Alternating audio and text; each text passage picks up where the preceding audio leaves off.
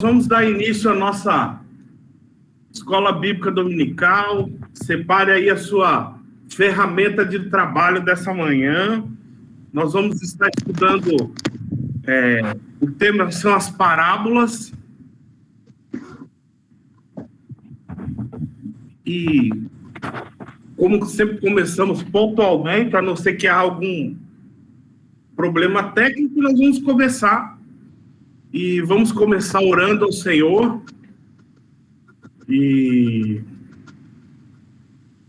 eu convido você a estar conosco nesta hora, né? Nessa manhã, e a gente poder orar. A Vanessa, se puder abrir o microfone e orar nessa hora. Não esqueça de orar pelo irmão do Cristiano, que está na UTI. Orar aí pela nossa professora nessa manhã, é claro, né? E vamos estar orando nessa hora. Amém. Senhor, nós te agradecemos por mais essa EBD, te agradecemos por esse momento que nós podemos aprender contigo. Amém. Nós colocamos a vida da Anísia diante do Senhor, pedimos que o Senhor use ela, Senhor, tremendamente para falar conosco, para nos ensinar, Senhor, para abrir os nossos olhos. E que ela aprenda também, Senhor, com o ensino dela, assim como cada um de nós continuamos a aprender contigo. E nós te pedimos que o Senhor abençoe, Senhor, o irmão do Cristiano, Deus, que abençoe toda a família dele, Senhor, e que o Senhor fortaleça-os nesse momento difícil. Em nome de Jesus. Amém. Amém. E é interessante a oração da Vanessa, é uma oração que eu acho que todos nós somos pregadores, a gente ministra estudo, que a gente aprenda primeiro, né? Esse sempre o meu desafio antes de pregar, que isso bata lá no meu coração primeiro. Quando bate no coração e Deus conserta, ajeita, aí quando bate doído na gente, aí a gente consegue viver com aquele princípio, né? Com ênfase, né? Com alegria da ação de Deus em você primeiro. Senão é só balela, é só conversa, é só papo furado, é santarrice e nada de efeito na vida do pregador. Anísia, minha irmã, que Deus te abençoe nessa hora. Você sabe que a regra é a mesma. Se você tiver alguma dúvida, abra o seu microfone aí, a Anísia vai dar sequência. E os irmãos que estão chegando aí, sejam bem-vindos. Boa aula. Valeu. Vamos lá. Como o pastor disse, né, se alguém quiser perguntar alguma coisa, é só abrir o microfone e falar. Tá certo que a pergunta é para ser dirigida para ele. Mas quem vai responder, ele falou domingo lá que eu ia estar respondendo sobre o céu, sobre o inferno, sobre não sei o quê. Essas perguntas são para ele, não são para mim. E aí nós vamos descobrir na parábola muita coisa, né? Porque quando se fala dessa parábola, só fala disso, né? Agora, se os irmãos insistirem nisso, no final eu vou dividir em 2 grupos. E aí, aí a gente, então, faz essa diferença aí. Mas as perguntas vão ser dirigidas a ele responde que ele sabe. Nós entendemos que nós temos muitas dúvidas. Os irmãos estão me ouvindo bem? Sim. Sim. Tá bom, então. Sabemos que temos muitas dúvidas, né? O assunto não é um assunto que se esgota. Nós precisamos... Oi? Quem falou aí? E como é um assunto que não se esgota, não é uma aula, 1 hora de aula, nós não vamos conseguir falar tudo isso. E as dúvidas são normais. Já dizia Milor Fernandes, que se você não tem dúvida, você está mal informado. Quando a pessoa está bem informada, o pastor está rindo, que eu estou vendo a cara dele. Quanto mais informado você está, mais dúvidas você tem. Então, aí o pastor até brincou sobre esse negócio de céu e inferno, né? Nós vamos hoje se limitar àquilo que a parábola nos traz, né? Vamos deixar essa visão para um outro momento, mesmo porque, se nós formos falar de céu e inferno baseado somente nessa parábola, nós vamos estar dando uma informação inconsistente com o resto das escrituras. Assim, que vai bater muito com as informações que a gente já tem a respeito desse tema nas escrituras. E nós sabemos ali que ali tem uma visão de quem está no paraíso e de quem estaria no inferno, que não está de acordo com aquilo que as escrituras nos oferecem de informação. Mesmo porque se estivéssemos no céu vendo quem está lá no inferno, ainda batendo um papo, seria um negócio meio estranho.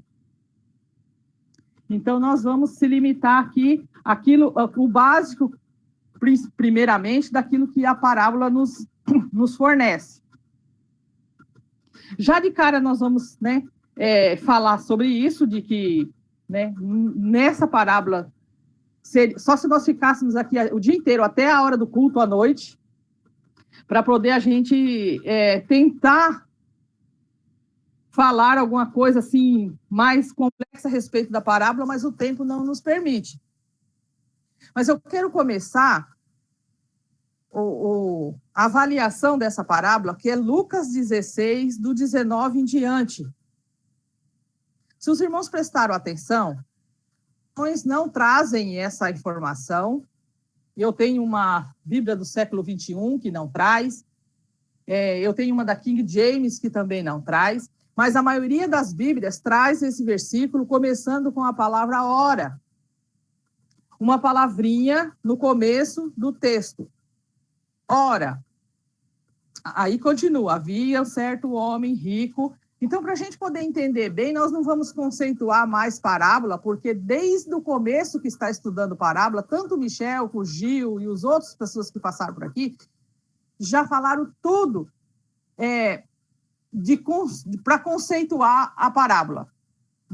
Vemos o Ayrton falando que você não pode dar vida aos personagens da parábola. Enfim, já sabemos muita coisa a respeito do conceito. Mas existem algumas normas de interpretação que são fundamentais na hora de você entender um texto. Para você fazer aquilo que se chama de uma boa hermenêutica, que é a interpretação do texto através das palavras, aquilo que o texto nos apresenta. Então, uma boa interpretação, você precisa saber o significado das palavras, o que elas querem dizer. Portanto, para você fazer um bom estudo, ou qualquer um outro material, você precisa ter, no mínimo, a noção das normas básicas da língua portuguesa. Principalmente aquelas normas verbais, gramaticais e ortográficas. Senão nós vamos cair no mesmo erro daquele pastor que, se é que podemos chamar de pastor, aquele que trocou adúltera por adultera. Todo mundo lembra dessa história que passou na televisão, enfim. Tirando o mau caratismo à parte, pode ocorrer, sim, da pessoa trocar a interpretação por não conhecer o básico da língua portuguesa. E aí, o que nós diz? Porque, às vezes, uma palavrinha, qualquer coisinha que tem no texto, ele muda completamente o sentido do texto. Então, nós devemos se preocupar com a nossa língua portuguesa. Eu sempre incentivo os nossos estudos, as pessoas, quando vão estudar a Bíblia, estudar com o dicionário do lado, porque ajuda muito. A gente não sabe tudo e precisa ter uma palavrinha, a gente precisa saber o que ela significa.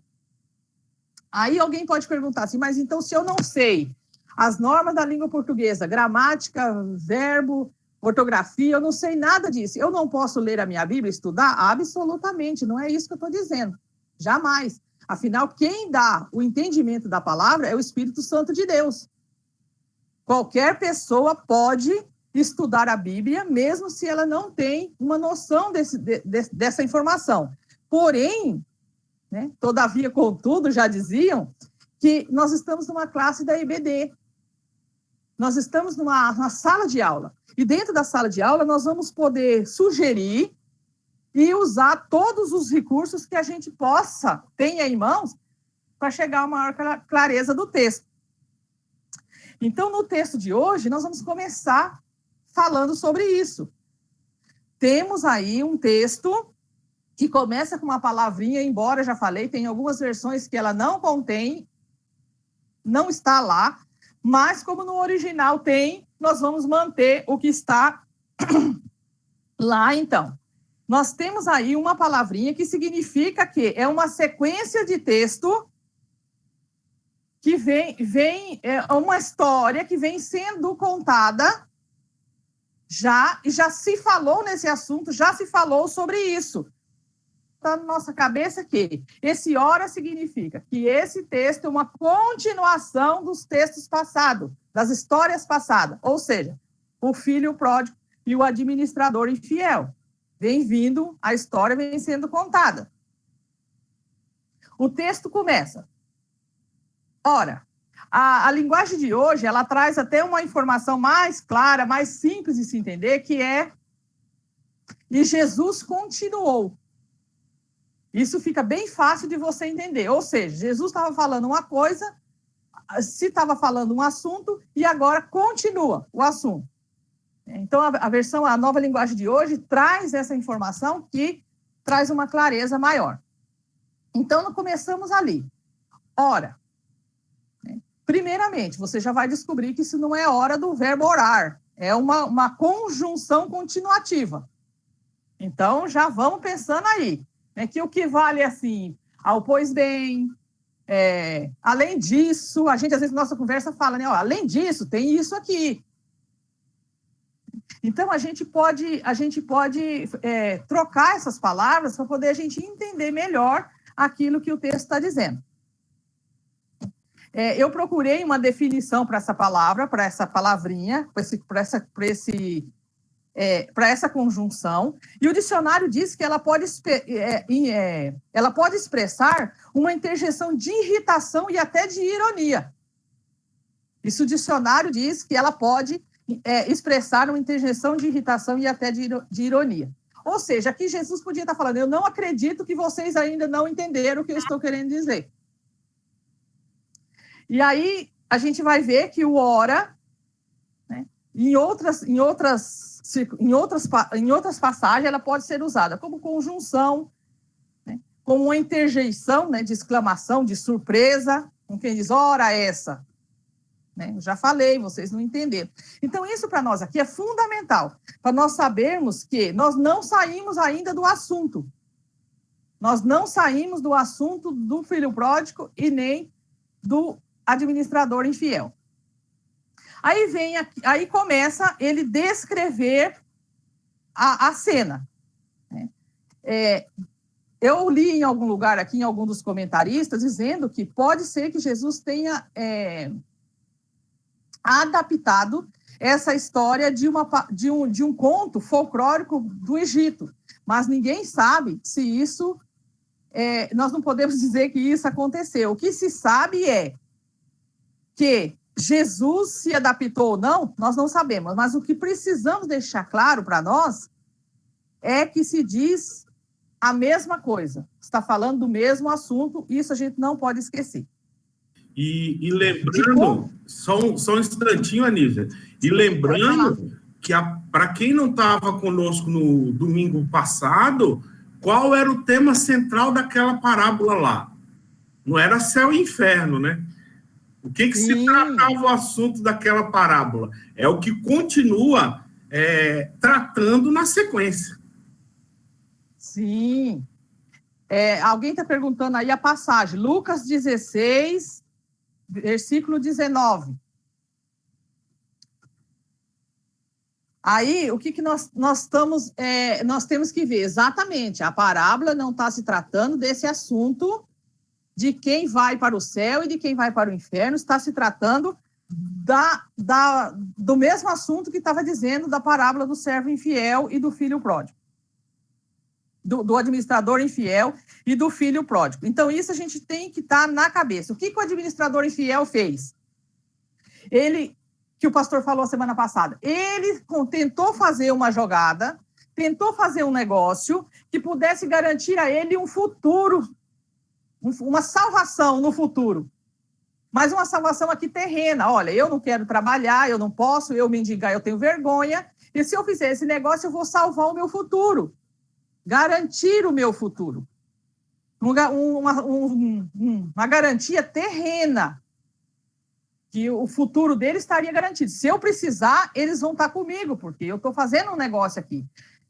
Já tem aí esse contraste, como empregar o dinheiro, tanto um quanto o outro, e até o filho pródigo, de assegurar. Essa é a mensagem que a passagem nos traz, de assegurar um futuro, só que um futuro eterno.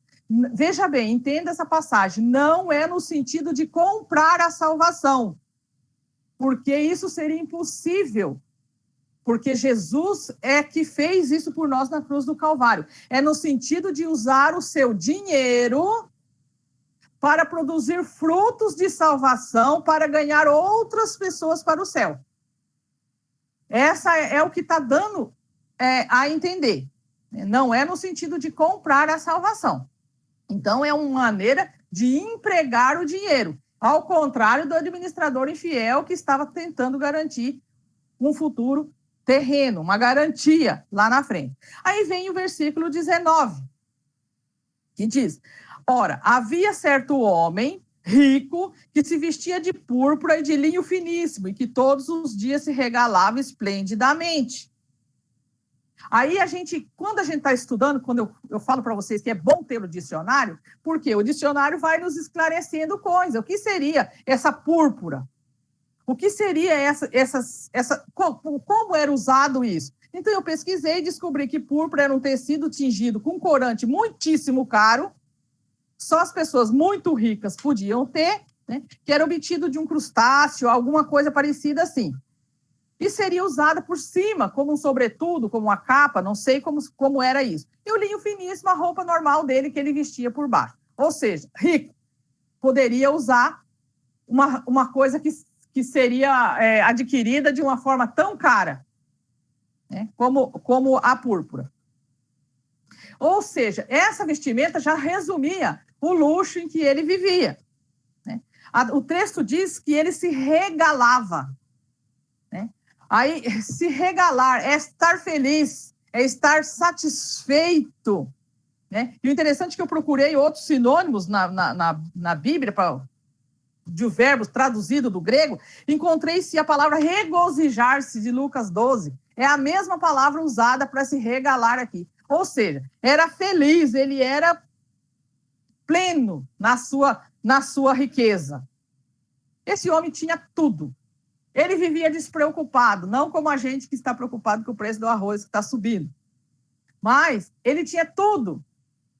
Ele vivia de uma maneira que ele não precisava de nada e nem de ninguém. E o texto diz, se vocês observaram, que vocês leram em casa, o texto não diz que nenhum pecado grave esse homem cometeu. O texto não diz que ele fez algo grave. O texto diz apenas que ele era uma pessoa que vivia para si, com a sua riqueza.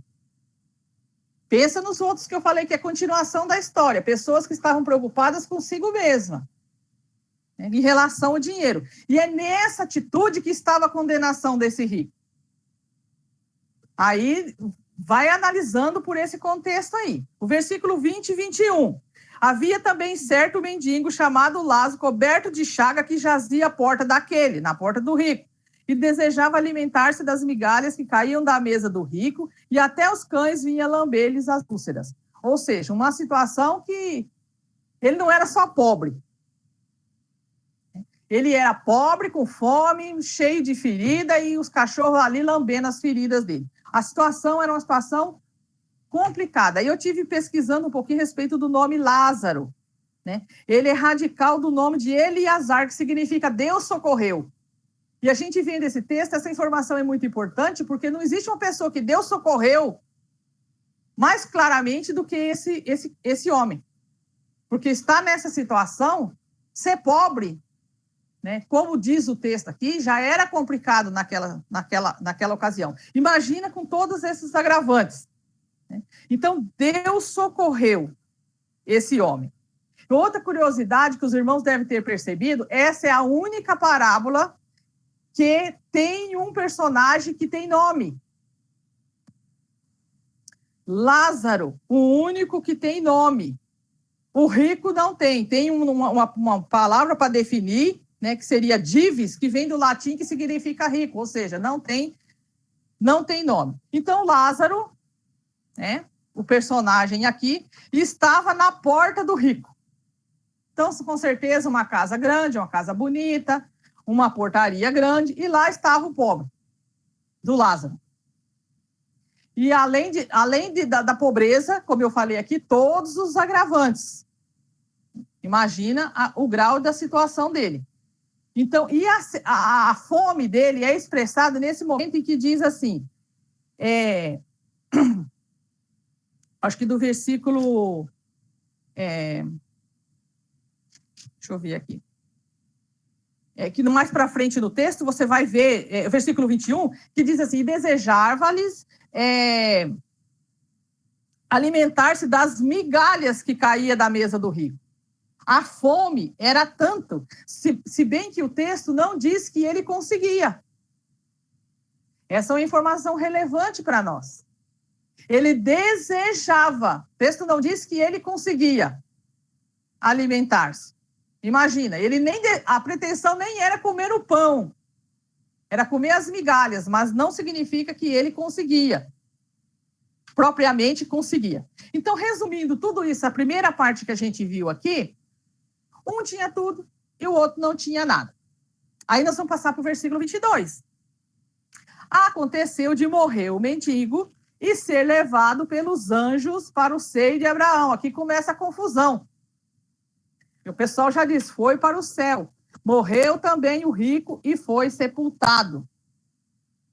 Nós vemos aí no texto que o texto não fala nada a respeito da condição religiosa de nenhum dos dois, mas o texto deixa entendido aqui para nós lemos que ele foi levado pelos anjos ao seio de Abraão. Então, isso mostra uma relação de pai e filho. Foi para o colo, foi para os braços de Abraão. E sendo colocado ali, a gente faz referência com outros textos de outras passagens bíblicas, que também fala que isso significa uma relação de filho e pai. Eu separei aqui o versículo João 1,18, que diz, ninguém jamais viu a Deus, o Deus unigênito, que está no seio do Pai, e quem o revelou. Então, se essa expressão está no seio do Pai, ou seja, é uma relação de pai e filho. E essa visão encontra também em outros textos, se os irmãos for procurarem aí alguma referência. Então, para a pessoa, como esse rico, ela não há uma felicidade, não há uma esperança depois que se morre. Aí, o texto vai esclarecendo algumas coisas, quando fala que ele foi levado ao seio de Abraão pelos anjos, e fala também morreu o rico e foi sepultado. Não fala que ele foi levado por ninguém. Então, Jesus deve ter nos poupado dessa visão, né, que seria talvez não muito agradável no texto, mas não fala que ele foi levado.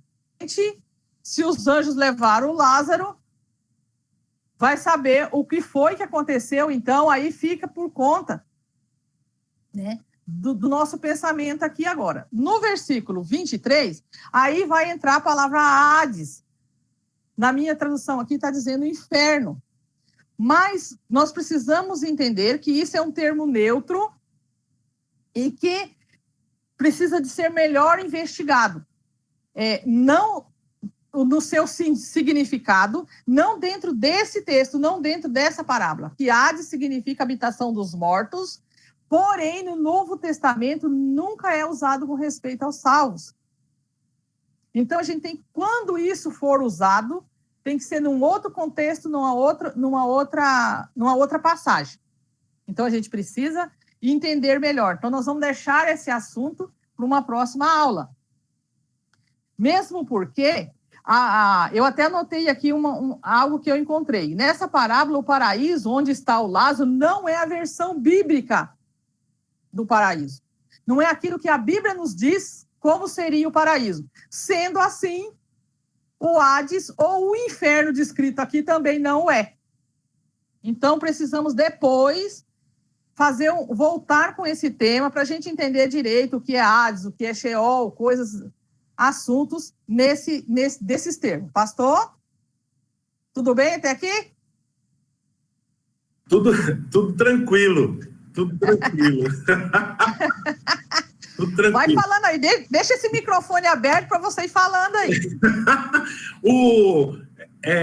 Precisamos definir muito essa questão, abrindo parede sobre céu e inferno, e talvez em um outro momento a gente venha a trabalhar esses assuntos com mais profundidade. Mas era só para dizer para os irmãos Sim. que a gente precisa tomar muito cuidado em querer usar essa parábola como fundo doutrinário. Tá vendo? O fulano tá olhando lá do céu para a gente aqui. O fulano tá lá no abismo e a gente usa talvez com maior cuidado. Todas as vezes que eu uso essa parábola para falar de céu e inferno, eu sempre gosto de dizer, meus irmãos, com muito cuidado nós vamos usar essa parábola, mas é uma parábola, não se usa parábola para fundo doutrinário. Exatamente. Então, o que eu estou querendo, o que eu quero crer, assim, o que eu quero entender disso aqui? Se o céu, aonde estaria Lázaro, aonde a gente supõe que o Lázaro que está falando que ele foi levado para o seio de Abraão, não é aquilo que a Bíblia descreve em relação ao céu, então nós temos que voltar ao nosso pensamento. Como o senhor falou, é uma parábola, e eu não posso definir isso como isso é isso mesmo e é assim. Não é descrito dessa maneira pela Bíblia, então esse inferno descrito aqui também não é. A Bíblia descreve o inferno como um lugar de trevas. Ou seja, se eu estou no céu e eu consigo ver o sofrimento das pessoas que eu conheço lá no inferno, então esse não é um inferno, a visão bíblica que a gente tem dessas duas coisas. Então, a gente vai entender que isso foi que aconteceu para dar forma a essa história, dar forma à parábola. Não necessariamente que dá tempo de você ter esse diálogo, você pode conversar, você vai ver os seus parentes lá, ou o seu conhecido, alguém, e ainda vai conversar ainda. Então, essa não é a visão que nós temos. Então, uma outra aula, podemos voltar com esses termos para a gente entender. Tem termos como Hades, como Sheol, Seol, que fala, Geena, Tártaro. O que significa isso para nós? O que isso significa? O que tem a ver? Porque eu preciso saber disso. O que isso tem de importância para desenvolver naquilo que eu creio? Então, tudo isso necessita um estudo mais, assim, abrangente do que esse que nós estamos fazendo aqui. Aí, o tempo foi... o Jesus foi contando a história, né, e vem para o versículo 24 já. Então, chamando, disse, o rico, pai Abraão, olha outra informação interessante nessa parábola. Ele chama Abraão de pai. São até palavras humildes, né? Mas ali na sequência do texto você vai notar alguma coisa. Ele diz, tem misericórdia de mim e manda o Lázaro que molhe em água a ponta do dedo e me refresca a língua, porque estou atormentado nessa chama. Ou seja, está numa situação difícil lá. E ele supõe que o Lázaro pode, então, lhe prestar um favor, um serviço. Já que ele não estava acostumado a prestar serviço para ninguém, ele entendeu que o Lázaro poderia lhe prestar um serviço. A não ser que ele estivesse querendo dizer, olha, eu aceito o mínimo que o Lázaro possa fazer por mim, ele estava querendo até provar ali uma superioridade. Olha, manda o Lázaro aí. O rico, então, até esse momento, ele não percebeu que os valores terrenos, eles já não têm mais validade. Depois da morte, eles não são mais aplicáveis. O versículo 25 e 26 dá sequência na história dizendo: disse, porém, Abraão, filho. Ó, ele chamou Abraão de pai e Abraão o chamou de filho. Lembre-te de que recebeste os teus bens em tua vida e Lázaro igualmente os males. Agora, porém, aqui ele está consolado e tu em tormentos. Ele apresenta ali uma reviravolta na história. Agora a situação dos dois mudou. Abraão disse: ó, na vida você já desfrutou das coisas boas. E se você for analisando as palavras, como que eu falei no começo, que as palavras são importantes, você vê que quando ele fala de Abraão, já recebeste os teus bens. E para o Lázaro ele não falou os teus males, os seus males. Então seria, ou seja, ele estava pensando, botando aqui uma diferença. Ou seja, o rico poderia ter pensado nas coisas do reino e não pensou. Poderia ter obedecido às escrituras e não obedeceu. E isso não aconteceu. O Abraão já está falando, você já recebeu os teus bens lá na terra. Ou seja, em outras palavras, o Abraão estava tentando mostrar para ele, olha, você poderia ter dado esmola, você poderia ter ajudado os necessitados, não foi por falta de oportunidade, porque tinha um pobre sentado na tua porta, perebento, como diz, com as feridas na perna, os cachorros lambendo, morrendo de fome, e você não ajudou. Você teve a oportunidade. Isso. Então, o rico escolheu a vida que ele queria viver. Uma vida egocêntrica, só para ele. Agora ele teria que ficar, então, com a consequência da escolha que ele fez. Ele que quis viver assim. O Lázaro já tinha recebido os seus males, o sofrimento dessa vida. E quando o texto não diz os seus males, significa porque ele não tem culpa de ser pobre. Ele não tem culpa de ser doente. Ele não teve culpa de ser uma pessoa desfavorecida. Ele não era culpado porque sofria. Então, Abraão mostrou aqui para o rico uma nova escala de valores. Houve agora um equilíbrio. Uma palavra da moda. Houve agora uma igualdade. Agora inverteu a situação. Ou seja, houve uma justiça. Né? Foi equiparado aí as situações. E ele diz, olha, está posto, vai dar sequência no texto. O versículo 24 diz, né, que eu já li aqui, pai Abraão, tem misericórdia, manda o Lázaro que molhe em água a ponta do dedo e me refresca a língua, porque estou atormentado nesta chama. Disse, porém, Abraão, filho, lembra-te que já recebeste os teus bens em sua vida, e Lázaro igualmente os males. Agora, porém, aqui ele está consolado e tu em tormento. Além de tudo, está posto um grande abismo entre nós e vós. É muito importante, não é? Por isso que nós não podemos tratar dessa parábola como se fosse o céu e o inferno, onde você passa de um lado para o outro com apenas um passo. Deu uma passada para cá, está no inferno, uma passada para cá, está no céu. Não é isso aquilo que a Bíblia nos diz a respeito. Travessia de um lado para o outro. O versículo 27 e 28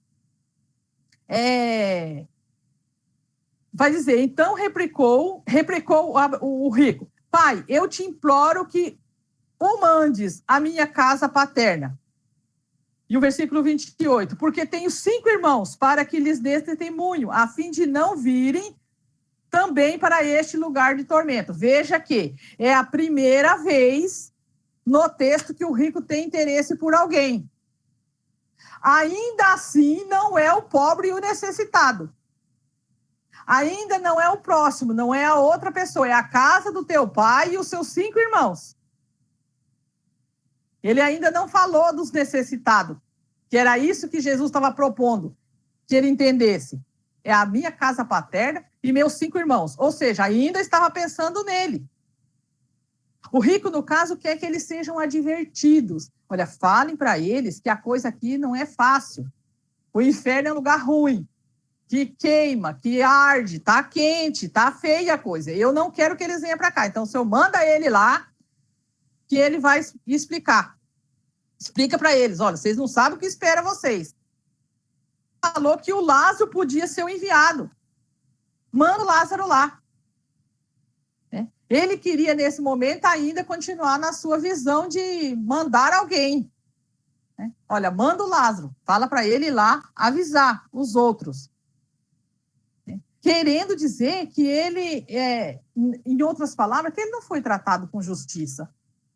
Onde já se viu uma pessoa tão poderosa, tão rica, tinha tanta coisa, agora chega lá e fica nessa situação, num lugar ruim, atormentado. Ele quis dizer, em outras palavras, se eu tivesse recebido uma informação mais clara, se eu tivesse recebido uma informação correta, no meu ponto de vista, teria ter sido diferente. Tanto que ele vai reclamar isso. E outra coisa que a gente observa no texto é que Lázaro, depois dessa história que ele foi levado para o seio de Abraão, desculpa, não se falou mais nenhuma palavra. Ele não falou mais nada. Ele nem reclamou e nem falou, tomou. Olha aí agora. Aquilo que às vezes a gente, na nossa concepção humana, Lázaro poderia ter falado, tome, fica aí agora no quente. Ele não falou, o texto diz que ele não falou mais nada. E nem acusou e nem se defendeu. Nem se queixou da situação dele, poderia ter falado, é verdade mesmo, pai Abraão. Eu estava lá, eu estava com fome, ele não me deu nem um pão seco. Eu estava sentado na porta dele sofrendo, e também não acusou. E falou, ele é ruim mesmo, ele vivia lá no luxo, não ajudava ninguém. Não acusou, não se queixou, e ele não falou mais nada, apenas aceitou aquilo que Deus tinha para ele. E isso é um recado para nós hoje. Nós precisamos ler as parábolas e também precisamos contextualizá-las. Ou seja, usar aquilo que Deus está trazendo para o nosso coração. Não apenas ler como se lê uma história, mas entender que isso é algo que acontece conosco. Se fosse nós no lugar, poderíamos estar acusando, se queixando, mas ele não fez isso. E aí o versículo 29 e 31 vai passando. Jesus respondeu a Abraão, eles têm Moisés e os profetas. Ouça-o. Veja que ele fala de Moisés e os profetas. 31. O Abraão, porém, lhes respondeu. Mas ele insistiu, não, pai Abraão, se alguém dentre os... 29. Eles têm Moisés e os profetas, ouça-nos. Mas ele insistiu, não, pai Abraão, se alguém dentre os mortos for ter com eles, arrepender-se-ão. Veja que quando Abraão fala isso para eles, quando fala Moisés e os profetas, já está falando da totalidade das escrituras. Está falando da Bíblia toda. Moisés, naturalmente, é os escritos de Moisés. Então, está falando tudo que já está lá. Já está lá essa informação. E já está sendo anunciado. Já está sendo avisado. Tanto para a casa do seu pai, tanto para os seus irmãos, já está sendo anunciado. O versículo 16, que é um pouquinho antes dessa parábola, diz assim, as leis e os profetas vigoraram até João. Desde esse tempo, vem sendo anunciado o evangelho do reino de Deus. E todo homem se esforça por entrar nele. Ou seja, já está lá. O que precisa? Todo homem se esforçar para entrar nele. Eles estão lá. Se eles não se esforçam para poder entender, para compreender, para aceitar, então não tem o que ser feito. Então, na Bíblia tem todas as informações que nós precisamos para poder seguir esse caminho e não ter um final terrível desse. A informação já tem ali, já está dizendo o quê? Ame, socorre o necessitado, partilha, ajude, faça aquilo que tiver no seu poder fazer. Em favor dos outros, não pense só em si. Então, precisamos atentar para a situação daquele rico, o mal, a condenação daquele rico, não estava no fato dele ser rico. Não se devia às suas riquezas, mesmo porque Abraão foi rico também. E muitas outras pessoas foram ricas também. E tem muitas pessoas ricas hoje também. Mas a sua negligência, o texto está nos mostrando que a sua negligência, a sua falta está na negligência das Escrituras. Aquilo que já foi falado, que já foi ensinado. Principalmente aquela de não usar suas riquezas em favor do necessitado. Mas o rico, pelo jeito, pela sequência, não concordou com isso. O jeito como ele falou. Eu acho que não é assim. Então, o versículo 30 vai dizer, mas ele insistiu, ou seja, ele está num debate ainda. Olha, eu não concordou muito bem com essa história. Ele diz, mas ele insistiu, não, pai Abraão, se alguém dentre os mortos for ter com eles, arrepender-se-ão. Entre os mortos for ter com eles, arrepender-se-ão. Eles vão acreditar se uma pessoa voltar. Ou seja, esse é o falatório até os dias de hoje. O homem natural hoje, ele fala isso também. Por quê? Porque essa resposta, ela nos isenta da responsabilidade de ter que buscar, de ter que se esforçar, de ter que compreender, de ter que aceitar. Ou seja, eu não preciso de nada disso. Então, se fosse um negócio mais claro, se tivesse uma pessoa que voltasse de lá para falar, eu entenderia, as pessoas iam acreditar. E o Abraão termina com a afirmação de que mesmo que uma pessoa ressuscitada dentre os mortos não traria convicção às pessoas. Se as pessoas não estão dispostas a acreditar, mesmo que uma pessoa voltasse de lá, eles não iam acreditar. Uma pessoa que não está disposta a acreditar que a Bíblia é verdadeira, que é a palavra de Deus, e que ela está dizendo que é assim, se vier uma pessoa de lá, também não vai acreditar. Além disso, aí ele quis dizer, se um homem já tendo o Antigo Testamento, aquilo que a palavra diz, não foi capaz de socorrer e notar um pobre que estava perto dele, que ele provavelmente passava perto todos os dias, nem se o visitante viesse do outro mundo falando, olha, eu morri, eu voltei para te falar isso, isso e aquilo. Você acha que ele ia acreditar? Ele estava dizendo, nem isso vai fazer acreditar. Mesmo que ele chegasse e falava, o inferno é ruim, o inferno é quente, lá tem fogo, lá é tormento. As pessoas não iam acreditar. E o rico achava, na parábola, que aquele que ele queria que voltasse para falar para os seus, para os parentes, para a sua parentela, teria que ser Lázaro. Mas não dá para a gente ler a parábola e não pensar em Jesus. Que Jesus veio, Jesus viveu, mas Jesus depois morreu e ressuscitou. E ainda assim não creram. Então, aquelas pessoas que se recusam a ver Jesus como uma pessoa que veio nas Escrituras, que não crê que ele está vivo e falando com as pessoas, se vier outra pessoa fazer isso, também não vão acreditar.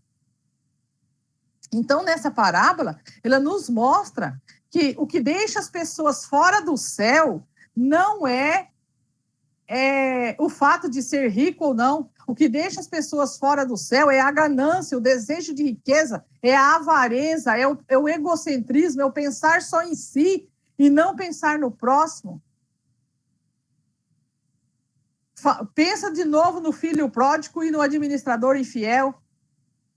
Em quem que ele estava preocupado? Eles estavam preocupados consigo mesmo, do que eles iam obter, do que eles iam viver, pensando na felicidade deles, no que ele poderia ter de vantagem. Então, todo o capítulo 16 é um bloco. A mensagem central ali de tudo é que eram pessoas voltadas para si e que não tinham olhos para o próximo, para a necessidade do próximo. Não usou a sua sabedoria, a sua riqueza com sabedoria. E para isso também precisa ter um discernimento. Eu procurei aqui no livro Teologia do Novo Testamento, do Marshall, diz assim, que a orientação é usar a riqueza com sabedoria, de modo que ela seja adequada aos verdadeiros administradores. Administradores fiéis agora, não como o infiel que nós estudamos na semana passada. Usar as suas riquezas como um administrador fiel, aquele que administra bem as suas riquezas, no sentido de garantir, né, uma eternidade diferente, não no sentido de comprar a salvação, como eu falei aqui, mas no sentido de produzir frutos de salvação, a fim de que outras pessoas também obtenham o céu. Então, o capítulo 16 tem que ser lido como um todo.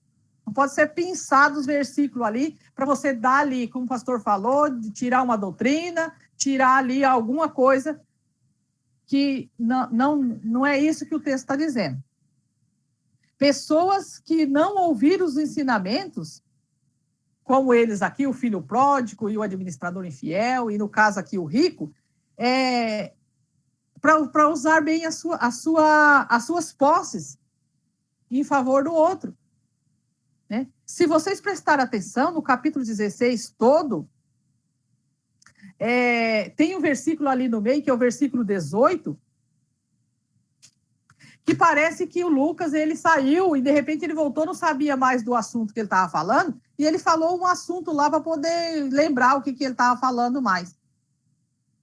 Então, tudo isso tem que chamar a nossa atenção dentro do texto, aquilo que nós estamos lendo. O versículo 18 diz assim, olha que ele estava falando do reino, dos profetas, de quem veio, isso antes de entrar. Por isso que eu estou falando, tem que ler todo o capítulo. Não pode ler só os pedacinhos, que ele está mostrando com isso tudo que, o versículo 18, quem repudiar sua mulher e casar com outra comete adultério. Aquele que casa com a mulher repudiada pelo marido também comete adultério. O que esse versículo está fazendo aqui? Parece ser um assunto que ele saiu e de repente ele esqueceu aonde ele estava e voltou e falou um assunto para lembrar. Mas não é, querido. Ele está dizendo que esse versículo foi posto aí de uma forma proposital. Foi uma estratégia para dizer que a Bíblia, a lei, os profetas já estão falando, o Moisés, os escritos de Moisés já está falando sobre o divórcio.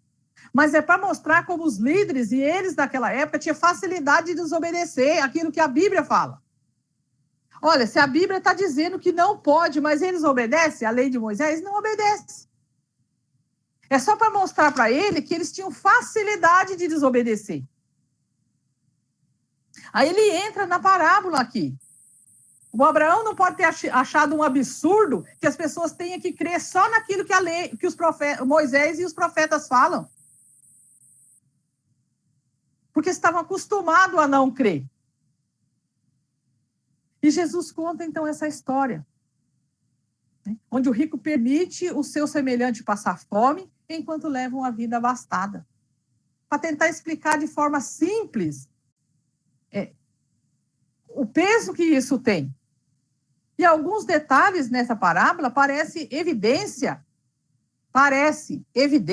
de que está falando de vida após morte.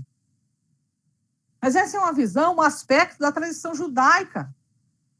Na tradição judaica tinha esse pensamento, o justo morre transportado para o seio de Abraão pelos anjos. O rico morre e vai para o inferno. A cultura judaica traz essa informação, que o inferno seria o lugar de fogo. Então o rico esperava receber ali alguma misericórdia por ser descendente de Abraão. Chama ele de pai Abraão e o pai Abraão chama ele de filho. Então é essa visão. Por isso que não podemos aplicar isso de uma forma, vamos dizer assim, literal, porque existe uma visão deles lá e a nossa visão aqui. Então, pessoas generosas recebiam mais. A ideia deles. Mas a parábola trata apenas da inversão econômica dos personagens. De como um viveu a sua vida e de como o outro viveu a sua vida. Os ouvintes daquela época podem até ter ficado chateados. Então, quer dizer, eu sou rico, não vou para o céu? Pode ter até alguém pensando isso hoje. né? Mas temos que lembrar que isso se trata de uma parábola. E esses aspectos são simplesmente necessários para dar corpo à história, para dar um entendimento maior. Então, isso dentro de uma parábola, isso é aceito. Dentro da parábola, isso é aceito, né? E esse texto é uma parábola, não podemos esquecer disso, né? Os irmãos já conceituaram aí o que era parábola nas outras aulas. Então, acho que a gente resumir tudo isso que a gente falou hoje aqui, tirando a parte do céu e do inferno, porque essa visão aqui do céu e inferno não corresponde àquilo que outras passagens diz a respeito do céu e do inferno. Nós vamos ver que a orientação aqui de Jesus era, ora, ou seja, eu já falei para vocês de como é que funcionam as coisas na parte da administração dos bens. Usar os seus bens de uma forma que você possa ajudar o outro e não pensar só em si. Porque se assim o fizer, traz uma visão aqui de como seria o futuro, uma eternidade para eles. Mas é um jeito de mostrar que você não pode usar os seus bens em seu favor. Você tem que usar só em seu favor. Mas você tem que usar os seus bens pensando no outro, pensando no próximo. É a mensagem que vale para nós hoje também. Eu não ajudo porque eu tenho pouco. Não interessa. Às vezes, quem tem muito e quem tem pouco são administradores infiéis do mesmo jeito. Às vezes, nós somos o filho que sai, o filho que esbanja. É isso que Jesus quer colocar na cabeça das pessoas. As riquezas não é pecado, ser rico não é pecado, mas a forma que eu uso, ele está dizendo, a condenação desse rico não foi por ser rico. A condenação desse rico foi pela forma que ele usou. Tinha uma pessoa doente, com fome, que desejava comer as migalhas da mesa dele. O texto não diz que ele algum dia conseguiu comer as migalhas. Então, isso mostra para a gente que tem gente à nossa volta. E que a gente não está vendo. A gente não está percebendo. É para nos chamar a atenção. Então, a advertência dessa parábola é isso. Não é possível você servir a dois senhores, já diz o texto, o capítulo, o versículo 13 do capítulo 16. E essa atitude com relação ao pobre e ao necessitado. Porque nós vemos aqui, pelo diálogo que foi estabelecido entre Abraão e o rico, por isso que não se pode tratar de falar de céu e de inferno, porque não é a visão bíblica que nos traz, que a Bíblia nos traz a respeito da dinâmica do céu e do inferno, mas é para dizer para nós que depois da nossa morte não tem mais justificação. Nada que você vai falar, olha, manda alguém lá, fala lá, e explica lá, e conta, fala que aqui é ruim. Nada disso vai justificar. Nenhuma justificativa há depois da morte. Aí a pessoa pode dizer assim, não, mas se fosse mais claras as informações, Abraão já está mandando um recado para mim e para você também. Olha, Moisés e os profetas já falaram, já estão lá, já estão falando tudo que você precisa saber a respeito do reino. Já morreu um homem, já esteve um homem lá, que estava aqui, foi enviado para lá, vocês não creram nele, agora se um de lá morrer e for, vocês vão acreditar? É isso que Abraão está querendo dizer. E nós estamos na mesma expectativa, porque esse que veio de lá, morreu, ressuscitou e vai voltar, e nós estamos na mesma conversa. Nós estamos agindo como se ele não fosse voltar. Corre o risco dele chegar e ninguém saber que chegou. A ação desse texto é essa desigualdade. Não adianta você justificar, não, que, olha, não falou, não foi claro para mim. E o versículo 3 está dizendo assim, olha, já está falando tudo lá, você precisa se esforçar Porque nós temos na nossa cabeça que nós não precisamos mais fazer sacrifício. A gente usa até como justificativa. A gente usa muito essa frase. Não, eu não preciso fazer mais sacrifício porque Jesus fez todo o sacrifício para mim. Queridos, Jesus já fez todo o sacrifício de salvação. Por quê? Ninguém poderia fazer. Esse é um sacrifício que ninguém poderia fazer. Morrer na cruz do Calvário para remir os nossos pecados. Esse sacrifício foi ele que fez. Os demais, nós que lutemos, querido. Nós é que temos que correr, se esforçar, pegar a Bíblia, procurar entender o que ela quis dizer. Entendemos tudo? Imagina, nem quase nada. Mas nós vamos buscar aprender, buscar ouvir mais. Há quem diga que as pessoas não estão mais ouvindo. E o pastor até falou de ter que aprender para pregar, né? Que a Vanessa até orou, né? Fez na oração dela. Queridos, ninguém ensina o que não sabe. Primeiro você aprende, depois você ensina. Se você não aprendeu, você não tem o que ensinar. Então, o cajado tem que bater primeiro nas costas de quem prega. Aí depois ele transmite isso para os outros. Então, nós somos um grupo de pessoas que não queremos mais ouvir. Eu li outro dia um texto que dizia assim, que está sendo mais difícil ouvir do que pregar. As pessoas, nossa, se eu soubesse pregar, nossa, como eu gostaria de pregar. Queridos, é mais difícil ouvir do que pregar, porque ouvir precisa atenção, precisa submissão, precisa quebrantamento de coração para você ouvir o que a palavra quer dizer e aceitar. E falar, eu vou me esforçar para entender mais. Isso é muito mais difícil do que pregar. Então, é essa mensagem que nós temos que tirar para nós. E não ficar tentando escafunchar algo dentro da palavra de Deus para poder atender uma necessidade minha. Olha, eu quero saber como é o inferno, então eu vou sair procurando na Bíblia o como é que é o inferno. Queridos, procure na Bíblia algo que diz como vai ser para você ser salvo. Quer saber quem vai para o céu ou para o inferno? É fácil. Coloque as duas frases separadas. Quem crê no Senhor Jesus será salvo. Quem não crê será condenado. Coloca aí separada essa frase. Quem está na fila de cá, salvo. Quem está na de cá não é. É só isso que nós precisamos saber. Quem crê no Senhor Jesus será salvo. Quem não crê não será. Agora, essa parábola está dizendo para nós, deixe de pensar só em você. Perceba que na sua porta tem um desfavorecido. Tem uma pessoa necessitada lá. E é isso que nós precisamos entender nesse texto. Agora, tem muito mais coisa no texto que precisa ser explorada que não daria para fazer hoje.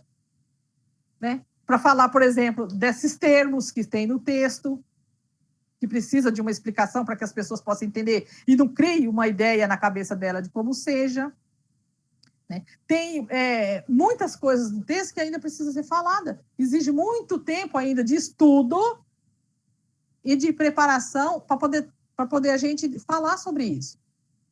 Mas hoje, nesse texto aqui, lendo a parábola assim como um todo, corrido, não explicando tintim por tintim, né? O pastor provavelmente fará isso num outro momento, mas é o que dá para a gente entender. Jesus continuou a história. Não seja como o filho pródigo, não seja como o administrador infiel, não seja como aqueles que não obedecem os profetas e a lei de Moisés, mas seja os que percebem as pessoas desfavorecidas e os necessitados que estão na sua porta. E use aquilo que você tem, seja muito ou seja pouco, em favor de outra pessoa, a fim de que você possa ganhá-la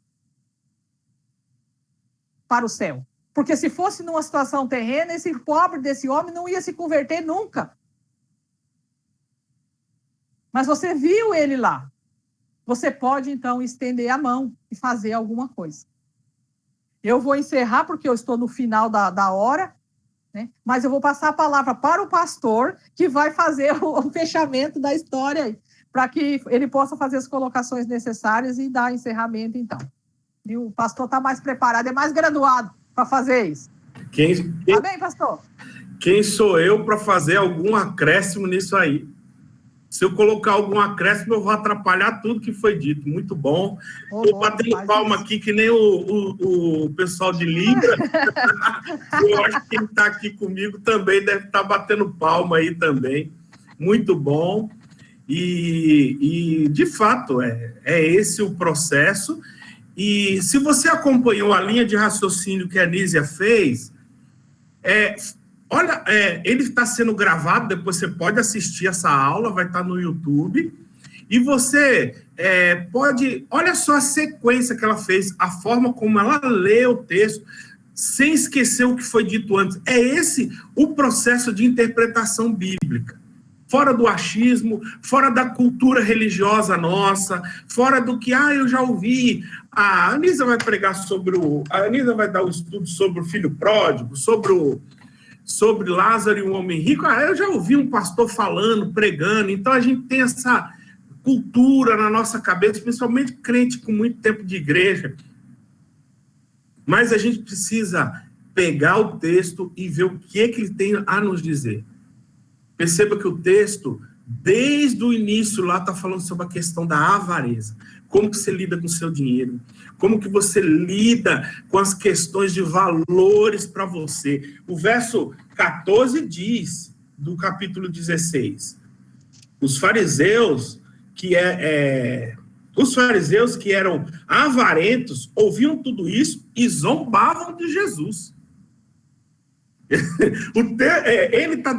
Lucas vai escrevendo, termina a parábola do administrador infiel e ele dá uma dica ainda. Ele fala assim, olha, eles zombaram porque Jesus disse isso. Aí dá sequência. Aí ele continua falando sobre o mesmo assunto. Então, é isso aí. Agora eu vou abrir, né? Para, se alguém quiser falar alguma coisa, perguntar, estamos aqui. A gente não tem todas as respostas, mas a Anísia... O pastor tem. 70% a Anísia responde. Eu não tenho, não, mas o pastor tem. Eu só queria concluir, pastor, que eu esqueci de falar o versículo 31, que diz, Abraão, porém, lhe respondeu, se não ouvem Moisés e os profetas, tão pouco se deixa, ainda que ressuscite alguém entre os mortos. Então, mesmo que ressuscitasse alguém, uma pessoa que não está disposta a acreditar, não ia acreditar de qualquer maneira. Verdade. No meu não está persuadir, né? Mas está convencer, né? Convencer, que é mais fácil ainda de entender, né? Como convence uma pessoa? Não convence, né? Não convence. Jesus não convenceu todo mundo, né? Ele falou, olha, eu sou e eu vim, e ainda mais não teve jeito. Se Tomé não é uma prova disso, né?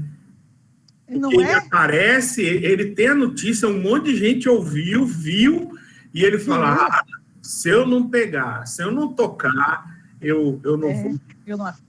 Eu não vou acreditar.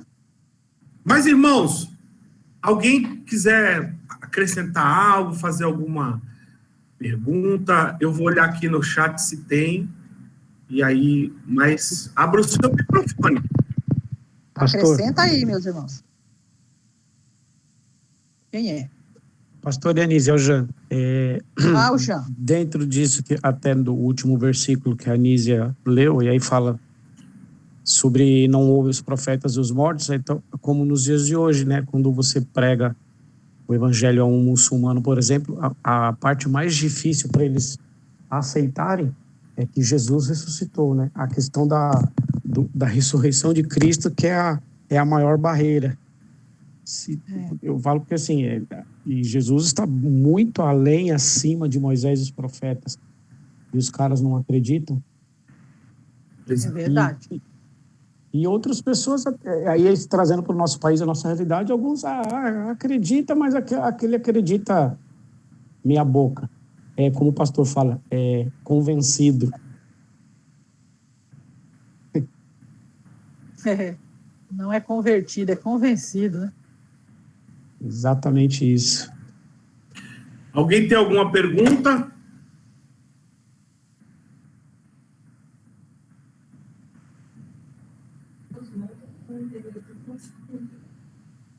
Ou entenderam tudo, Anísia, ou disseram, rapaz... ou entenderam tudo.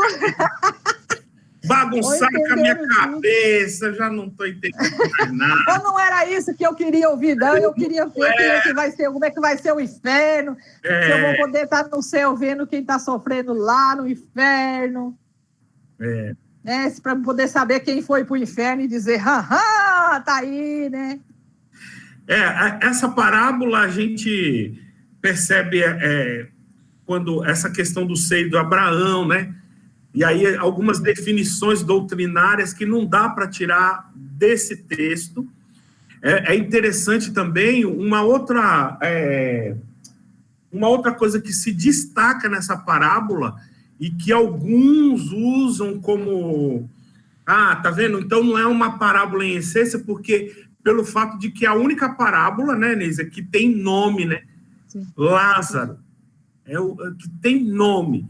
Então, a maioria das outras parábolas não havia nome se dado. A mulher, a viúva, um pai, né? E alguns querem dizer assim, não, a gente pode normatizar, porque Jesus não disse de uma parábola. Ele está dizendo do Lázaro, que foi o amigo dele, mas não tem como a gente fazer isso, porque mesmo se dado o nome, Jesus... para a gente que tem, da escola que a gente estudou, né, a questão de interpretação bíblica, vocês já viram aí falando no domingo passado, então é muito assim, a gente é ensinado a trabalhar dentro do que o texto nos dá, não o que a gente acha. Então, se eu disser assim, não, irmãos, essa parábola aqui não é parábola, não tem como, a gente... tem que trabalhar aquilo que é nos dado, né? Agora, que a gente tem uma definição errada de céu e inferno, nós temos. Sobre essa questão do período intermediário, onde as almas aguardam a redenção de todo o universo, do milênio, essas coisas são processos que a gente tem que ver muito lá para frente. Uma outra coisa que eu quero destacar, e que nas nossas igrejas, e ouvindo de uma calvinista, eu vibro daqui. Não começa não, hein? Ouvindo de uma calvinista, eu vibrei aqui. É dizer assim, que a salvação, ela foi conquistada por Cristo. Mas existe um processo que nós, muitas vezes a gente não sabe definir, e eu prefiro definir como processo de santificação.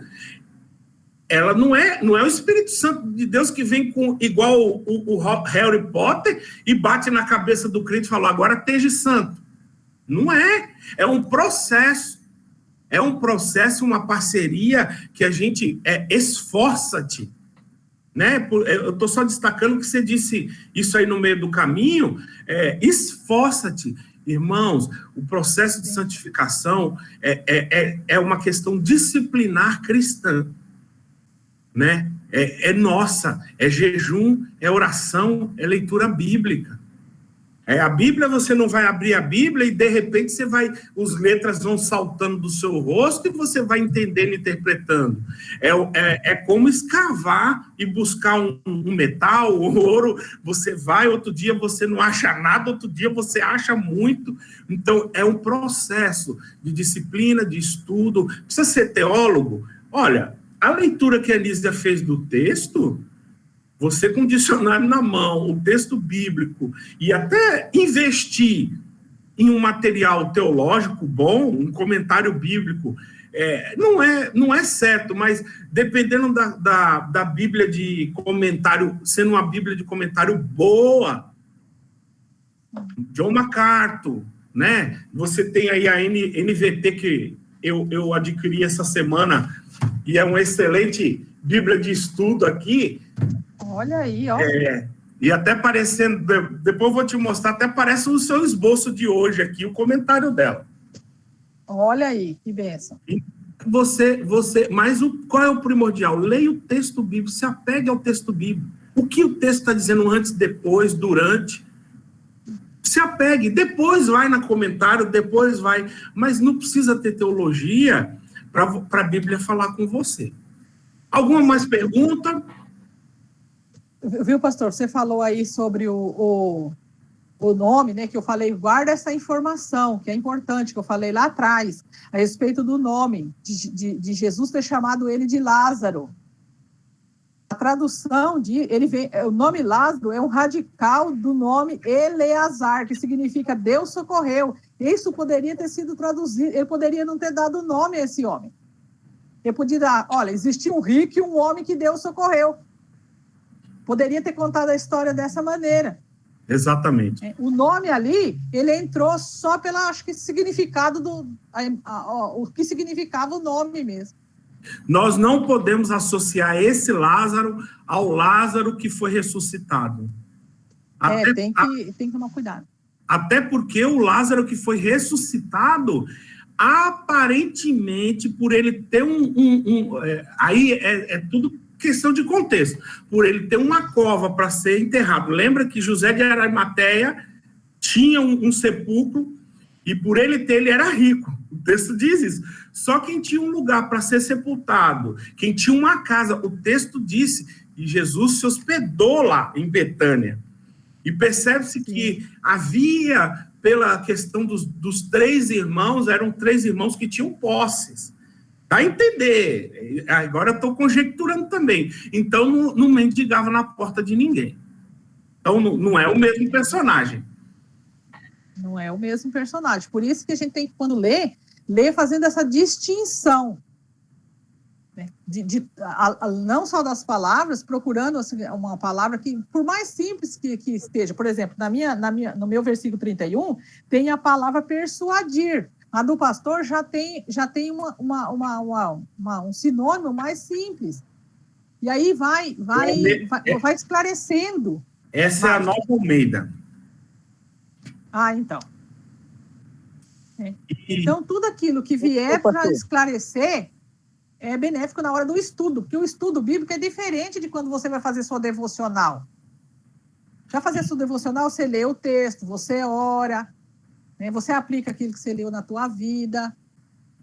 Né? Eu falei lá no começo do ano de 2020, quando a gente iniciar a escola bíblica, a gente não contava com essa pandemia. Eu até falei, se você ler o Salmo 23 na sua devocional, você vai falar, olha, Deus é meu pastor, ele não vai me deixar faltar nada, ele vai cuidar de mim, mesmo que eu ande no vale da sombra da morte. Você vai aplicar aquilo na sua vida. Se você for fazer um estudo, você vai procurar saber quem escreveu, por que escreveu, onde ele estava, o que ele estava vivendo no momento em que ele escreveu. Tudo isso é informação que vai melhorar o nosso entendimento quando a gente vai fazer as nossas leituras, né? A leitura simples, assim, aquela leitura corrida. Leitura corrida é uma coisa, leitura de estudo é outra. Tem que ler o versículo, procurar no dicionário alguma palavra que eu não entendi e procurar entender, fazer correlação com outros versículos da Bíblia. Né? Por isso que eu falei assim, quando a gente vai falar de céu e inferno, nós vamos ter que comparar com outros que diz coisa diferente do que está aqui. Então, eu fico meio perdida nisso. Então, precisa uma coisa, como diz aí, uma coisa é uma coisa, outra coisa é outra coisa. É outro estudo, na outra hora e num outro contexto. Qual é o grande problema? Sim, Jussara, vamos fazer aquilo aqui, ó. Jussara. Jussara, depois o Cristiano, depois o Jean.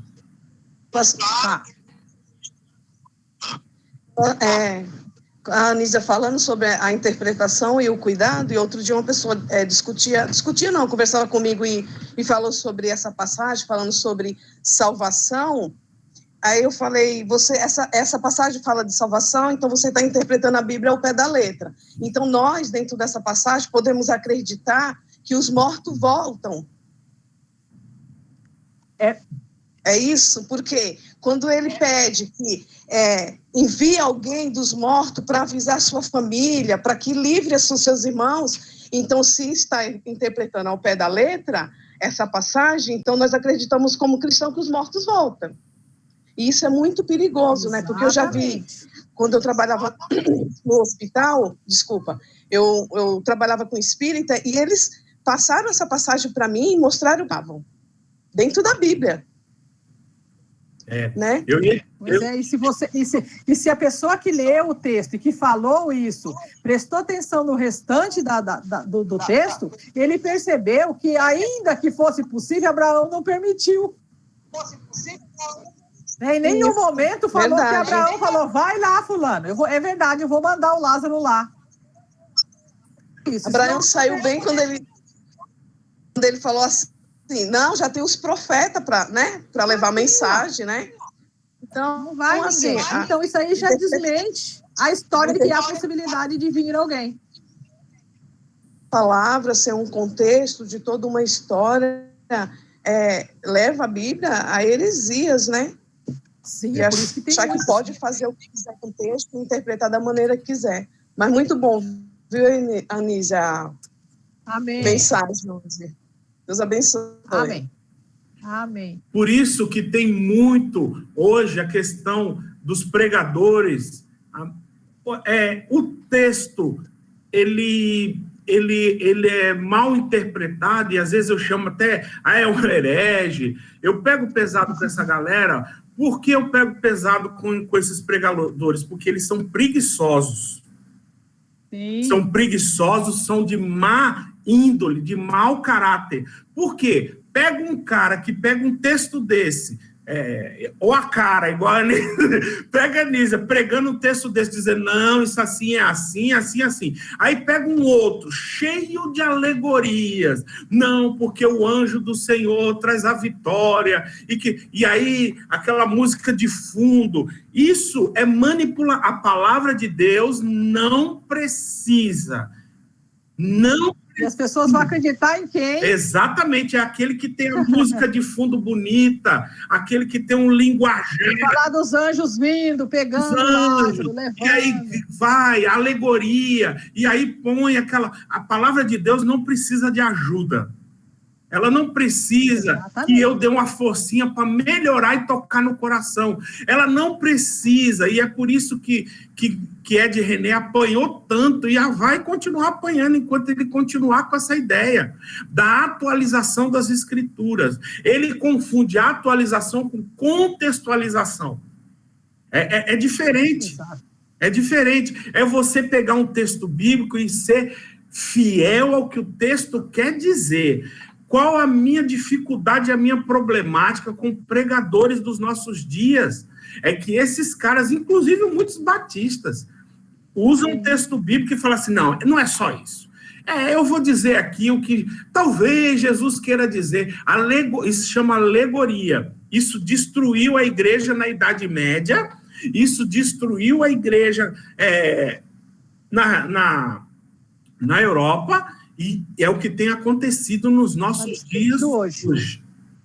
Está destruindo, é um câncer que vai corroendo a base bíblica. Você já desconecta daquilo que Jesus quer dizer, pondo emoções, sentimentalismo. E vamos ser sinceros, eu sou um cara sentimental demais. Eu choro com comercial de margarina. Agora, não é porque eu gosto de algo emotivo que eu vou usar a Bíblia para sensibilizar as pessoas.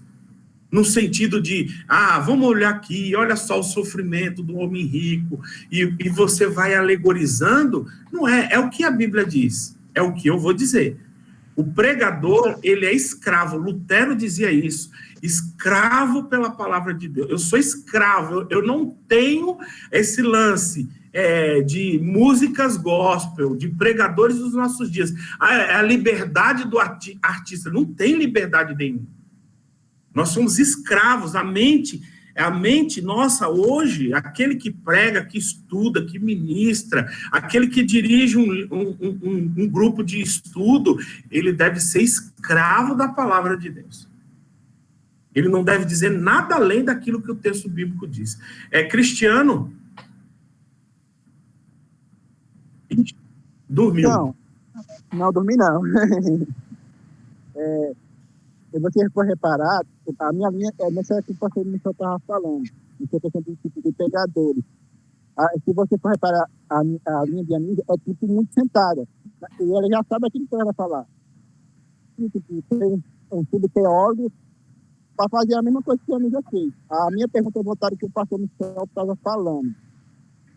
A gente vê uma geração tão analfabeta de Bíblia, e se você for reparar, do seminário formado, mas mesmo assim, é como chegar lá na frente da igreja, que é para falar que está na Bíblia, não fala. Não é questão de caráter, preguiça, não sei qual o nome que dá para isso. Botou alguma comunidade atrás, tem aquele Egito Azevedo. Um atrás do outro, e ele continua cometendo, e ele não sabe daquilo que ele está falando. Por que isso? É falta de caráter, preguiça, safadeza, qual o nome dá para tudo isso? Então você pegar ela, ler a Bíblia e estudar manuseamento. Tá? Eu que tenho dificuldade de interpretar, eu não tenho dificuldade, eu peço a ajuda do Michel, o Gil, o Renato, eu tenho dificuldade, mas eu não vou falar que está na Bíblia, é algo emocional que está no meu coração. Eu quero falar o que está na Bíblia. Então, eu queria perguntar para você, por que está fazendo isso? Se você reparar, toda cidade tem isso. Toda cidade tem isso. Pastor, na verdade não é pastor, é para espalhar. Ele está lá para fazer uma alegoria no culto. Se você for reparar, a pregação é bíblica. Então, a minha pergunta é voltada nisso. Você anda muito, primeiro, o senhor anda muito maldosinho. O senhor chamou o povo de palhaço. Chamou... Não sei com quem você anda aprendendo essas coisas, viu? Porque agora está no seminário, pastor. Falar aqui tem formados. Não sei que está fazendo seminário. Porque os caras lá não pegam que está na Bíblia. Eu fico invocando com essas coisas. Entendeu? Não sei se é tipo, o ensino, eu não sei o que está acontecendo de hoje. É em geral, pastor, tipo, essa geração que seria a geração da evolução, a geração de hoje. Muito. Se for a evolução de hoje, que vai tornar pegadores, na verdade não é pegador.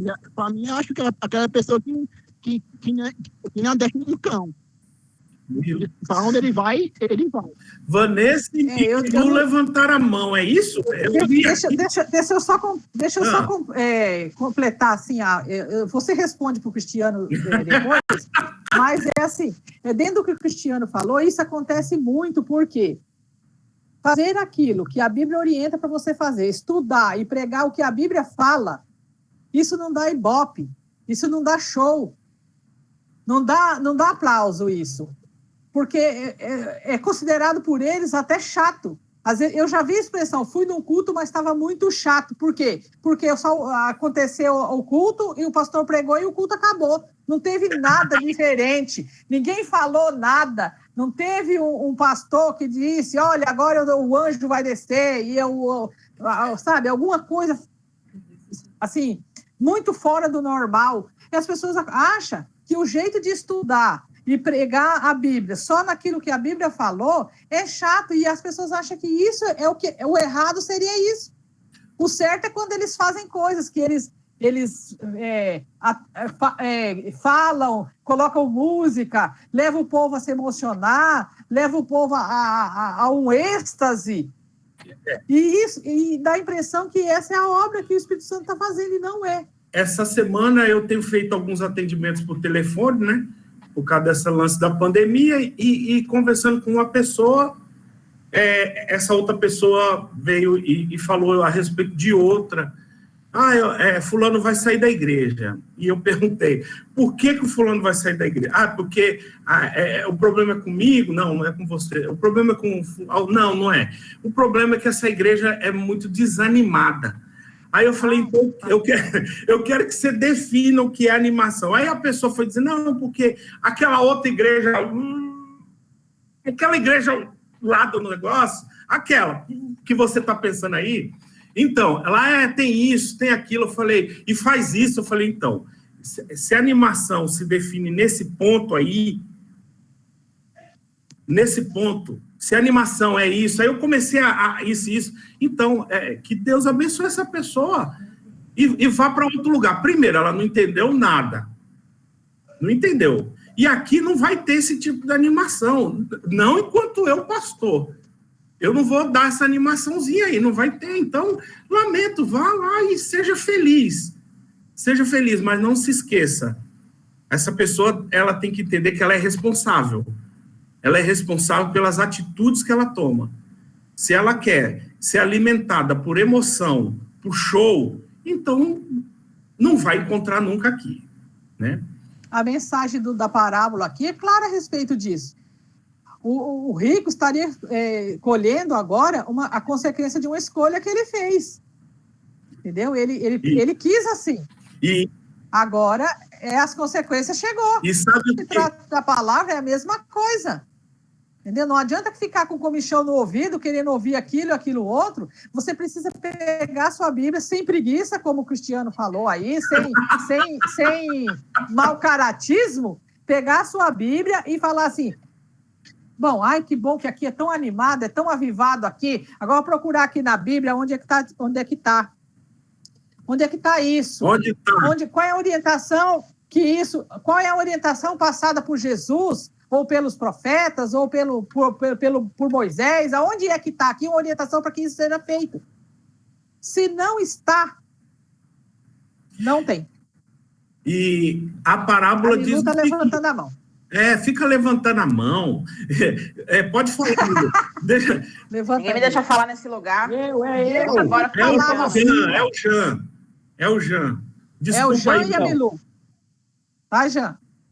Primeira mulher, Jean, fica quieto. Oi, pronto. Isso aí, não, é da forma judeu, não. Mulher por depois. Primeiro o homem. Mas, essa tradição aí, irmão.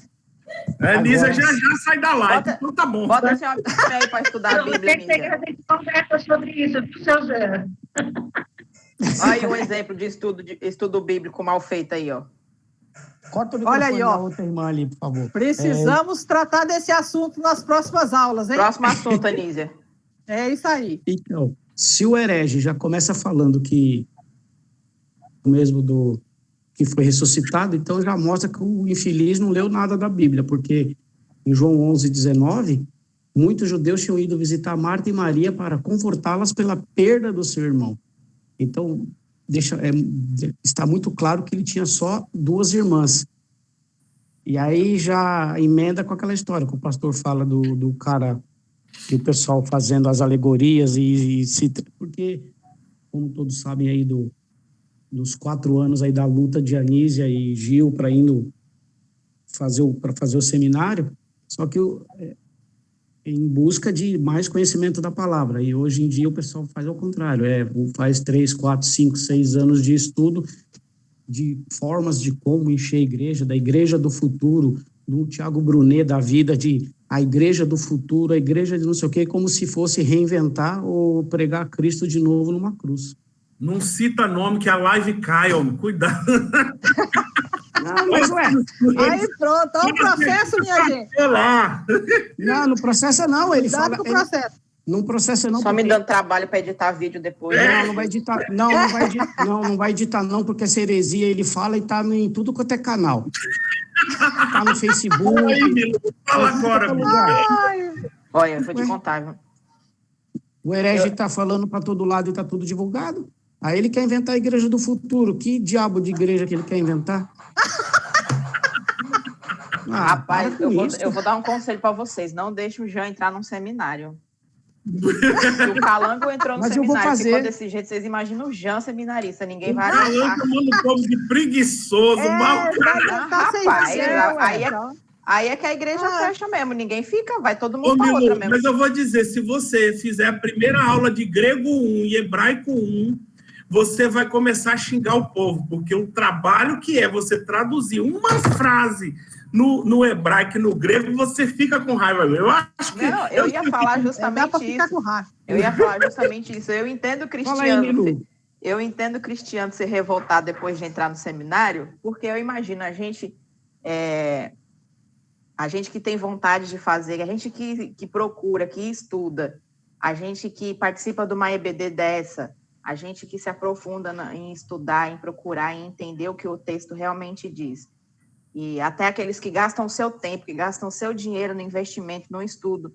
Aí chega um infeliz e fala qualquer coisa e tira desse texto que os mortos podem vir, que eu posso falar com os mortos, tirar, sabe, esses fundamentos que não existem, é revoltante mesmo. Né? É revoltante, eu concordo, eu tô até com medo já de fazer o seminário, porque eu vou ficar pior do que o Jean. Mas eu queria...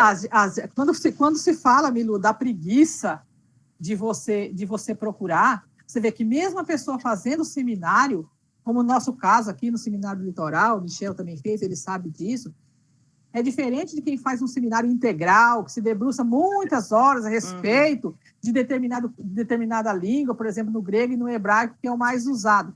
Mas nós aqui, nós fazemos tudo com tanta dificuldade, o pastor deve entender mais do que eu, mas eu faço muito com dificuldade. Se eu vou pregar o versículo do Novo Testamento ou do Velho, eu tenho esse livro aqui, ó, que é um léxico analítico grego. Eu traduzo palavrinha por palavrinha. Não é um versículo corrido uma vez que eu pego a Bíblia, eu tenho a Bíblia grega também, em grego também. Eu vou lá, procuro o versículo, venho palavrinha por palavrinha, eu demoro muito tempo. É um dia só para fazer essa parte da tradução, para poder saber se o original está dizendo aquilo ali mesmo, para poder basear minha mensagem em cima da tradução do grego, do hebraico, do original. Então, isso demora muito tempo. Hoje em dia, ninguém quer perder mais tempo com isso, não. Aí o cara pega um versículo e fala que a mulher pode adulterar e tá tudo bem, todo mundo bate palma. Eu pego o versículo e interpreto do jeito que eu quero, é muito mais fácil, vai render muito mais aplauso no final do culto do que ficar você fazendo isso, entendeu? Porque nós somos diferentes de quem é o mestre lá em grego, que pega o versículo, já na leitura já traduz. Né? A gente não consegue fazer isso, é palavrinha por palavrinha, catando ali, ó, coisinha por coisinha. Mas a gente precisa fazer. E acho que uma das coisas que também revolta, vamos colocar assim, é que às vezes a gente nem precisa, o pregador sim, né? Eu acho que o pregador precisa ter esse aprofundamento, esse estudo, buscar o grego, buscar o original, que nem você está falando, ficar aí uma semana debruçando em um texto para poder passar essa pregação.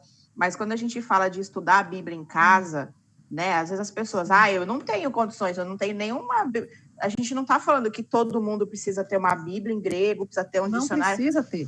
O estudar a Bíblia é você abrir o livro, é o que você falou hoje, é abrir a Bíblia, abrir um dicionário do lado, abrir uma outra tradução, uma linguagem de hoje. Todo mundo tem internet em casa, no celular hoje. Abre no celular, se você não tem uma outra Bíblia, uma tradução na linguagem de hoje. Tradução na linguagem de hoje é ótima para ajudar no estudo.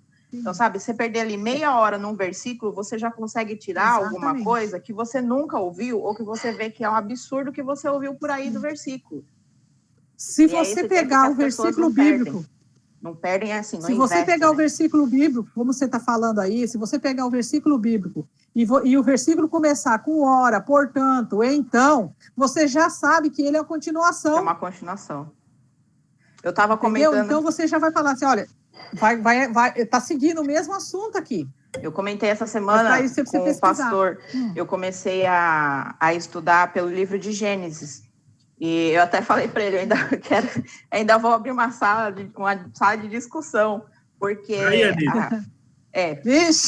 a gente quando ele fala no livro que no meio do jardim tinha a árvore do conhecimento do bem e do mal e a árvore da vida. E aí eu peguei e falei, peraí, tem duas árvores. Então, assim, eu tenho quase 20 anos que eu estou na igreja, eu já ouvi essa passagem milhares de vezes, em milhares de pregações.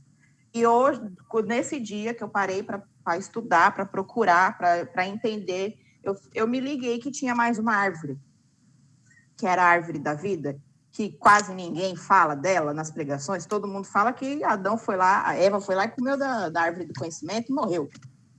E a árvore da vida? Ela estava fazendo o que lá no meio do jardim? Podia comer ou não podia comer? Então, assim, é a questão de você parar e começar a entender, a prestar atenção no texto. É a mesma coisa esse texto de hoje. Quantas vezes a gente lê esse texto e presta atenção só no céu, no inferno e no rico pedindo para o Lázaro voltar? Quantas vezes a gente foca nisso, quando, na verdade, o texto não quer dizer isso? Por quê? Porque a gente não parou para prestar atenção no texto, não parou para entender o texto de fato. A gente passou no texto, leu, viu por cima, viu o que chamou mais atenção, lembrou das pregações lá de 2 anos atrás, da semana passada, do famoso lá que pregou, que cantou na música, e aí a gente entende isso como uma verdade, quando o que a gente precisava era simplesmente sentar, ler e prestar atenção no que o texto está falando. Exatamente. Pastor, olha a hora, pastor. Olha a hora. Vambora. O povo quer comer, pastor. Nós vamos encerrar, e foi muito bom essa manhã. Nós vamos dar sequência no próximo domingo, no capítulo 18 de Lucas, e essa parábola aqui também, e vamos estudá-la, e aí eu vou ver com a Anísia aí como que a gente vai fazer, vamos dar sequência, depois nós vamos fazer uma breve, no próximo domingo a gente faz um breve encerramento sobre parábolas, algumas coisas, e aí a gente vai trabalhar, eu vou ver ainda com a Anísia se a gente pega um tema para trabalhar aí sobre questões, né, porque se levantaram muitos assuntos, né, dúvidas nesse tempo, até sobre essa questão de céu e inferno, volta de Jesus, essas coisas, ou se a gente já cai direto no panorama bíblico aí. E você também pode dar dica, fale aí com a Anísia e traga sugestões, e aí a gente pode pensar aí num bom. Eu estou pensando em a gente trabalhar o panorama bíblico e a gente trabalhar aí Bíblia livro por livro, dando um panorama para toda a igreja aí sobre o que cada livro tem sua grande ideia, seria muito interessante a gente estudar junto também. Mas se a gente puder dar uma paradinha também antes e trabalhar alguns temas doutrinários, eu gosto de indicar, e hoje eu tenho sido fã de John MacArthur, então tem esse livro aqui, ó, você pode encomendar pela Salma, Fundamentos da Fé, é um livro muito fácil, pequeno, que tem cheio de atividades, e você quiser estudar, você tem aqui. John MacArthur é um teólogo batista, muito conceituado, e não foge muito daquilo que a gente crê. Bem, o Enio já deve estar com pão na churrasqueira. Na churrasqueira. E, meus irmãos, muito obrigado pela presença de todos. Encerramos aí com a fala da Milu, do Jean, do Calango. Acho que não tem nem o que acrescentar, né, Anísia? E a gente... tem muito, né? Da minha fala tem muito o que acrescentar. A sua... E a Anísia, como sempre, brilhantemente trabalhou aí o texto bíblico conosco. E a gente possa, irmãos... O que eu tenho pedido em nome de Jesus nas minhas orações, agora eu vou dizer o meu pedido de oração, é que esses momentos de escola bíblica, eles sejam de nutrição para o povo de Deus. Eu oro para que a gente só pregue a verdade, igual o lance da nota do dólar. Quando você vê uma nota falsa, você repudia, porque você sabe que é falsa. Eu tenho orado para Deus despertar o coração do meu povo, porque eu sou responsável pelo crescimento doutrinário da igreja, é o meu papel. E eu oro em nome de... Isso me chateia muito, de saber que as pessoas não estão conseguindo ainda, na nossa comunidade de fé, distinguir o que é falso.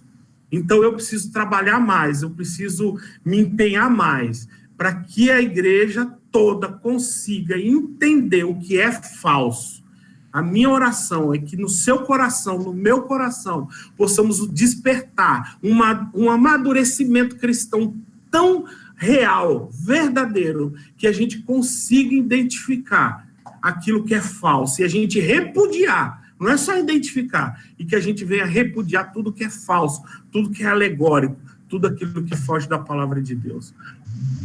Pastor, a escola bíblica, a finalidade dela é essa, né? Não é transformar todo mundo em teólogo, mas é fazer com que você, ouvindo uma mensagem, ouvindo alguém pregar, foi visitar uma igreja, foi lá por curiosidade, ou está ouvindo no rádio, na televisão, alguém falar alguma coisa, né? É bom salientar que não é porque está na televisão, porque está correspondendo à verdade, mas você olhar lá e falar, não é. Entendeu? A verdade não é essa. É só esse o objetivo, de você ter o ouvido doutrinado a ouvir e dizer, não é verdade. É só essa a finalidade. Porque se você souber disso, você não vai cair em esparrela, você não vai cair numa heresia, em algo que não é aquilo que a Bíblia quer para a tua vida. Então, você, tendo um ouvido treinado, é que nem o pastor falou do dinheiro, você só precisa saber o que é verdade. Porque na hora que você escutar o falso, você fala, não é isso, não. Não é disso que eu preciso para a minha vida. É só esse o objetivo. Mas isso sem estudo, sem a leitura da palavra, não tem jeito. Não tem Amém. A gente tem que encerrar. É rapidinho, só uma coisa. Esses dias, o Matheus, um grupo de amigos dele, não sei, foi no Instagram, sei que estavam falando um monte de heresia lá de feminista, de feminismo na Bíblia, aí ele já falando, pai, olha isso, que não sei o que, ele falou, esse pessoal burro que não estuda. Aí eu falei, tá no caminho. Tá então, o Dia da Mulher tá chegando já, eu vou falar sobre o empoderamento feminino, que tal? Ô, Glória! Hã? Você não quer ser uma mulher empoderada? Então, precisa ir na igreja dia 8. Você saber como ser uma mulher empoderada. Ela tá. Vou fazer uma chamada, hein? Ela de camisa vermelha agora. Pessoal da ela de camisa vermelha e empoderamento feminino à luz das Escrituras. À luz das Escrituras. Aí eu quero ver como é que vai ser. Ela agora falando isso, de camisa vermelha e cortelã, lascou. Deus abençoe, gente. Um bom domingo a todos. Que a luz até a noite. Que a luz da palavra de Deus nós possamos fazer como o Salmo 119, 105. Lâmpada para os meus pés é a tua palavra e luz para os meus caminhos. Vão debaixo da paz de Cristo. Amém. Amém. Paz.